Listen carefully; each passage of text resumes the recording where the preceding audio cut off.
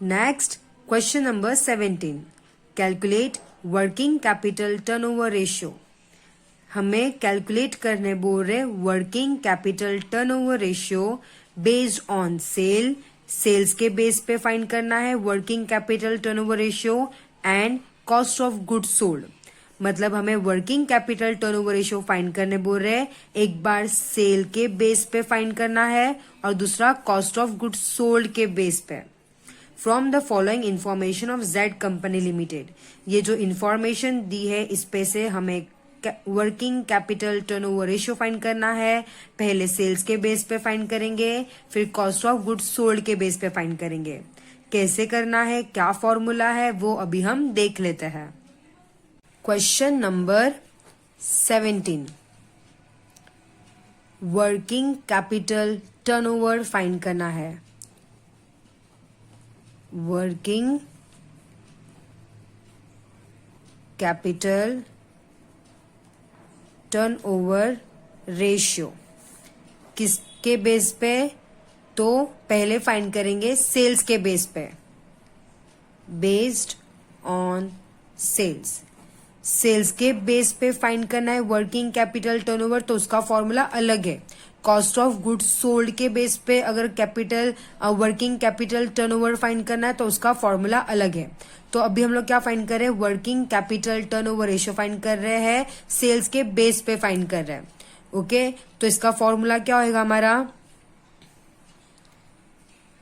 पहले फॉर्मूला लिख लेते हैं। Working capital turnover ratio sale के बेस पे फाइंड कर रहे हैं। ओके, तो इसका फॉर्मूला क्या होगा, सेल्स अपॉन वर्किंग कैपिटल।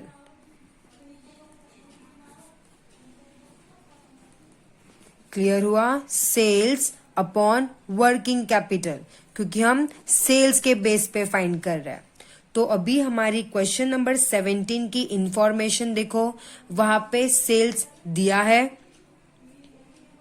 नहीं दिया है, सेल्स नहीं दिया है, तो सेल्स क्या फाइंड करना पड़ेगा। सेल्स नहीं दिया है मतलब सेल्स फाइंड करना पड़ेगा। कैसे मिलेगा सेल्स हमें, तो हम लोग देखो सेल्स का प्राइस क्या होता है, तो खर्चे में प्रॉफिट को दोनों को ऐड करते तो सेल प्राइस पता चलता है ना, खर्चा प्लस प्रॉफिट, खर्चे और प्रॉफिट दोनों को ऐड करेंगे तो हमें सेल्स पता चलेगा। तो वैसे ही यहाँ पे सेल्स फाइंड करने के लिए हम लोग को कॉस्ट ऑफ गुड्स सोल्ड, जो क्वेश्चन नंबर 17 में दिया है, सबसे पहले दिया है कॉस्ट ऑफ गुड्स सोल्ड, खर्चे को ऐड कर देंगे प्रॉफिट के साथ, ग्रॉस प्रॉफिट, तो हमें क्या मिल जाएगा, सेल्स मिल जाएगा। कॉस्ट ऑफ गुड्स सोल्ड है 32 लाख प्लस ग्रॉस प्रॉफिट है 8 लाख, दोनों को ऐड करेंगे तो हमें मिल जाएगा सेल्स 40 लाख। सेल्स मिल गया, हमें सेल्स मिल गया है, कितना है सेल्स, उसकी जगह पे लिख देते हैं 40 लाख। सेल्स मिल गया है हमें।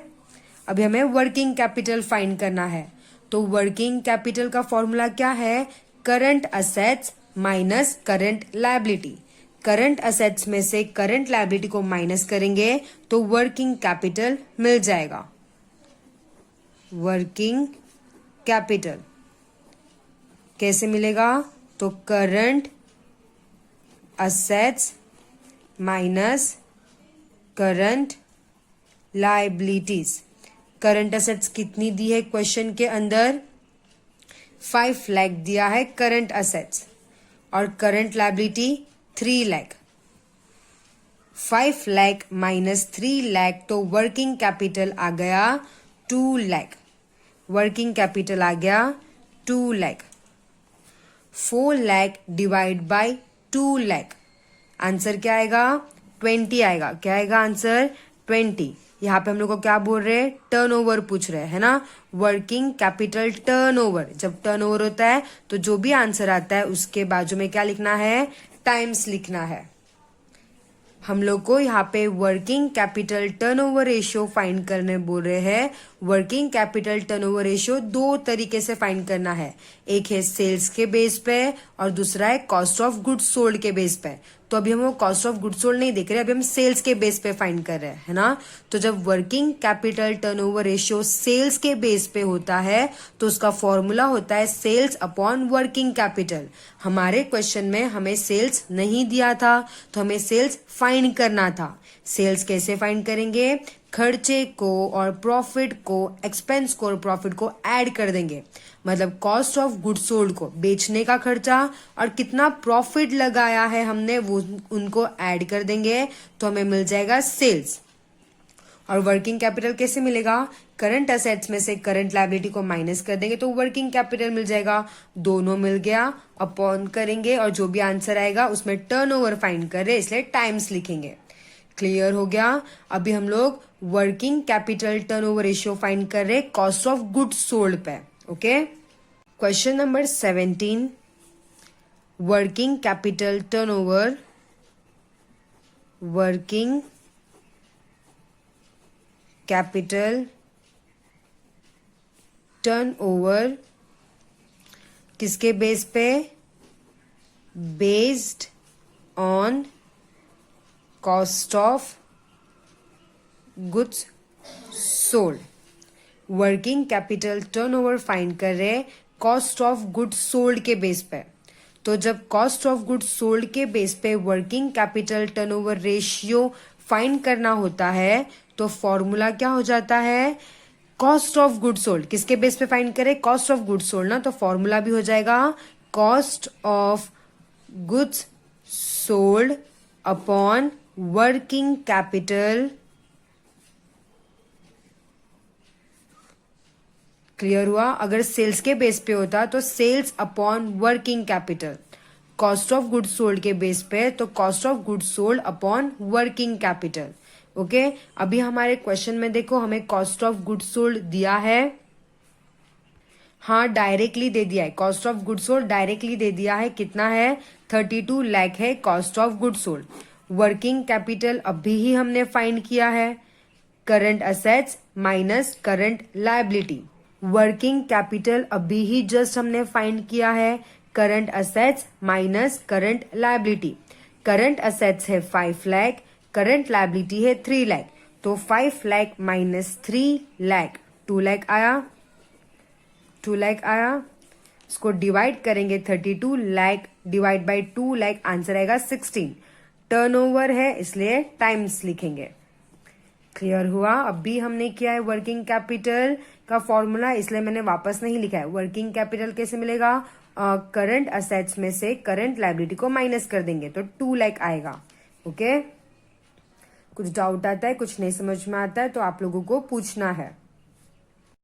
Next question number 18, from the following information of B company limited calculate debtors turnover. क्या फाइंड करना है? डेटर्स टर्नओवर कैलकुलेट करना है and collection period in days. Collection period find करना है डेज के अंदर। Okay, what will be the answer if collection period is calculated in the term of week. अगर कलेक्शन पीरियड वीक में calculate होगा तो क्या आंसर होगा? What will be the answer if collection period is calculated in a term of week and month. Assume 360 days of a year. हमें यहाँ पे assume करना है कि एक साल में 360 डेज है। अब ये क्वेश्चन में कैसे सॉल्व करना है? बहुत इजी है, बस बड़ा क्वेश्चन है पर है बहुत इजी। क्लियर हो गया? आप लोगों को क्या करने बोल रहे हैं? हमें डेटर्स टर्नओवर कैलकुलेट करना है, कलेक्शन पीरियड कैलकुलेट करना है डेज में, कलेक्शन पीरियड कैलकुलेट करना है वीक्स में और मंथ में। अज्यूम करना है कि 1 ईयर में 360 डेज है और ये इंफॉर्मेशन हमें दी है, हमें बस फॉर्मूला रखना है। हम देख लेते हैं क्या है फॉर्मूला।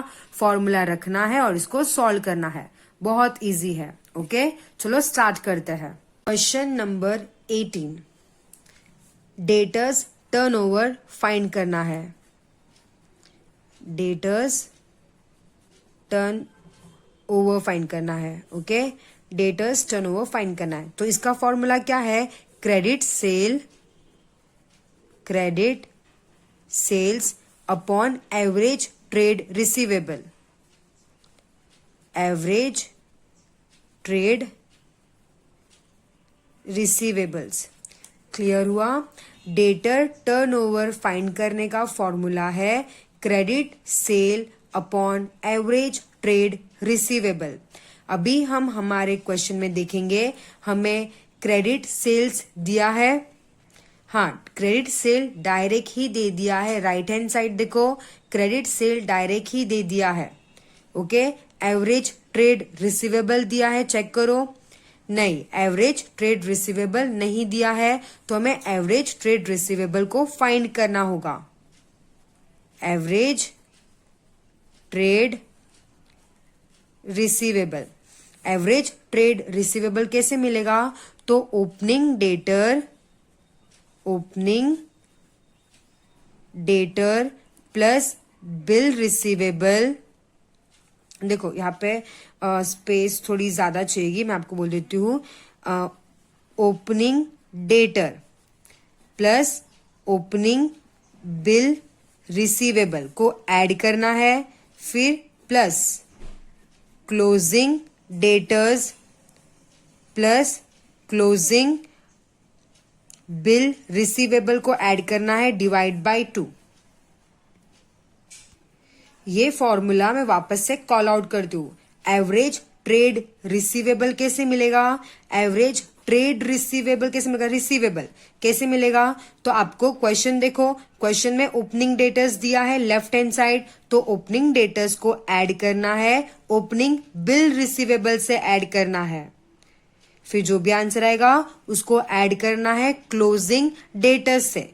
राइट हैंड साइड देखो, क्लोजिंग डेटर्स उससे ऐड करना है और क्लोजिंग बिल रिसीवेबल से ऐड करना है। ये चारों चीजों को ऐड करना है और डिवाइड बाय 2 करना है। तो देखो ओपनिंग डेटर्स दिया है हमारा 70,000, बिल रिसीवेबल दिया है 20,000, क्लोजिंग डेटर्स दिया है 50,000 और क्लोजिंग बिल रिसीवेबल दिया है 6,000। डिवाइड बाय 2 करेंगे तो एवरेज ट्रेड रिसीवेबल आएगा 73,000। एवरेज ट्रेड रिसीवेबल मिल गया। क्रेडिट सेल ऑलरेडी दिया हुआ है, तो लिखो, अभी फॉर्मूला में लिखो, क्रेडिट सेल कितना है? 3,65,000 क्रेडिट सेल है। एवरेज ट्रेड रिसीवेबल है 73,000, तो हमें डेटर्स टर्नओवर कितना मिलेगा? डिवाइड करो, डेटर्स टर्नओवर हुआ 5, टर्नओवर है इसलिए यहां पे क्या लिखेंगे? टाइम्स। क्लियर है? समझ में आया क्या किए हमने? हमारा फॉर्मूला है क्रेडिट सेल, जो हमें डायरेक्टली दे दिया है। एवरेज ट्रेड रिसीवेबल नहीं दिया है, तो एवरेज ट्रेड रिसीवेबल कैसे मिलेगा? तो ओपनिंग डेटर जो क्वेश्चन में दे दिया है उसको प्लस करेंगे ओपनिंग बिल रिसीवेबल से। ओके, फिर वापस से प्लस, उसको जो भी आंसर आएगा ऐड करके उसको प्लस करेंगे क्लोजिंग डेटर्स से, फिर प्लस करेंगे क्लोजिंग बिल रिसीवेबल से। तो ये चारों चीजों को जब ऐड करेंगे और डिवाइड बाय 2 करेंगे तो एवरेज ट्रेड रिसीवेबल आएगा। उसको डालना है फॉर्मूला में, आंसर आएगा 5 पर टर्नओवर, इसलिए क्या लिखना है? टाइम्स लिखना है। ओके, अभी कलेक्शन पीरियड फाइंड करने बोल रहे। क्या फाइंड करने बोल रहे? Collection period. Collection period days में फाइंड करना है, हमें बोले हैं डेज में फाइंड करना है। इन मंथ में फाइंड करना है। In weeks. हमें ब्रैकेट में बोले हैं अज्यूम करो 360 डेज होते ईयर में। कितने डेज अज्यूम करना है? 360 डेज अज्यूम करना है। तो कलेक्शन पीरियड कैसे फाइंड किया जाता है? डेज में फाइंड करना है कलेक्शन पीरियड, मंथ में फाइंड करना है और वीक में फाइंड करना है। तो कलेक्शन पीरियड डेज में कैसे फाइंड करेंगे? तो उन्होंने क्या बोले? 360 डेज अज्यूम करो ना, तो यहाँ पे हम लिखेंगे 360 और अपॉन क्या लिखेंगे? डेटर्स टर्नओवर, जो अभी हमने फाइंड किया है। डेटर्स टर्नओवर जो है 5। क्लियर हुआ? ये 5 हमने क्या लिखे? Debtors turnover. फिर ईयर में कितने मंथ होते हैं? 12 मंथ होते हैं, upon debtors turnover. Debtors turnover का आंसर क्या आया? 5। डिवाइड करो, वीक, कितने वीक होते हैं? 51 एंड समथिंग होते हैं, पूरे साल में 51 और कुछ कुछ होते हैं। तो अभी हम लोग वीक, पूरा वीक चाहिए ना, तो हम लोग ने पूरा राउंड फिगर 52 पकड़ा है। ओके, 52। और यहाँ पे क्या लिखेंगे? डेटर्स टर्नओवर जो है 5। क्लियर हुआ? मैं आप लोगों को वापस से बताती हूँ। हमें फाइंड करना है collection period. Collection period days में भी फाइंड करना है, मंथ में भी फाइंड करना है और वीक में भी फाइंड करना है। हमने यहाँ पे 360 डेज लिए हैं क्योंकि हमें ब्रैकेट में बोला है कि हमें अज्यूम करना है 360 डेज। तो 360 लिए अपॉन हमें डेटर्स टर्नओवर लेना है। डेटर्स टर्नओवर कितना है? 5। तो 360 डिवाइड बाय 5, तो हमारा आंसर आएगा 72 डेज। क्या आएगा? 72 डेज आएगा। आप लोग 360 डिवाइड बाय 5 करोगे तो 72 डेज आएगा। 12 डिवाइड बाय 5 करोगे तो 2.4 मंथ आएगा। मंथ का आंसर मंथ में लिखना है, डेज का आंसर डेज में लिखना है, वीक। 52 डिवाइड बाय 5 करोगे तो 10.4 वीक आएगा। क्लियर हुआ? अगर नहीं समझ में आएगा तो पूछना, मैं आप लोगों का ये डाउट क्लियर कर दूंगी। Next question number 19। From the following information of C company limited calculate creditors turnover. क्या फाइंड करना है अभी? क्रेडिटर्स टर्नओवर फाइंड करना है and payment period in days. Payment period days में पेमेंट पीरियड कितने हैं वो फाइंड करना है। What will be answer if payment period is calculated in a term of week and month? Same है, बस यहाँ पे हमें बोले थे डेटर टर्नओवर, यहाँ पे बोले creditors turnover. Payment period days में फाइंड करना है, वीक्स में फाइंड करना है और मंथ में फाइंड करना है। अज्यूम करेंगे 360 डेज। ईयर में कितने डेज होते हैं? 360 डेज होते हैं, ये हमें अज्यूम करना है। तो बस फॉर्मूला डाल के स्टार्ट करते हैं। Okay, question number 19, creditors turnover.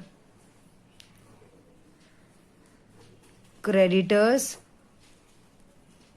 Turnover का फॉर्मूला है credit purchase upon average trade payable. Average trade payable. Information में देखो क्रेडिट परचेज दिया है, क्रेडिट परचेज नहीं दिया है। ओके, क्रेडिट परचेज हमें नहीं दिया है तो हमें क्रेडिट परचेज को फाइंड करना पड़ेगा। क्रेडिट परचेज कैसे मिलेगा? क्रेडिट परचेज तो टोटल परचेज में से कैश परचेज को माइनस कर देंगे तो क्रेडिट परचेज मिलेगा। टोटल परचेज कितना है? 6 लाख हमारा टोटल परचेज है, उसमें से कैश परचेज है 2,40,000, तो हमें क्रेडिट परचेज मिल जाएगा 3,60,000। ये हमें क्या मिला? क्रेडिट परचेज मिल गया 3,60,000। अभी हमें एवरेज ट्रेड पेबल फाइंड करना है। तो सेम हमने एवरेज ट्रेड रिसीवेबल कैसे फाइंड किए थे? Opening debtor, opening bill receivable, closing debtor, closing trade receivable को ऐड किए थे ना, वैसे ही एवरेज ट्रेड पेबल फाइंड करने के लिए आप लोगों को देखो बुक में दिया है, ओपनिंग क्रेडिटर्स को ऐड करो ओपनिंग बिल रिसीवेबल से। यहां पे लिख देती हूं एवरेज ट्रेड पेबल का फॉर्मूला है opening creditors plus opening bill payables plus closing creditors plus closing bill payable divide by 2। समझ में? Opening creditors, opening bill payable, closing creditors, closing bill payable सबको ऐड कर दो। अमाउंट कितना है? 45,000 है क्रेडिटर्स का, ओपनिंग क्रेडिटर्स का, 15,000 है ओपनिंग बिल पेबल का, क्लोजिंग क्रेडिटर्स का 40,000 है और क्लोजिंग बिल पेबल है 20,000, डिवाइड बाई 2 करेंगे तो एवरेज ट्रेड पेबल मिल जाएगा। एवरेज ट्रेड पेबल है हमारा 60,000, 60,000 आ गया।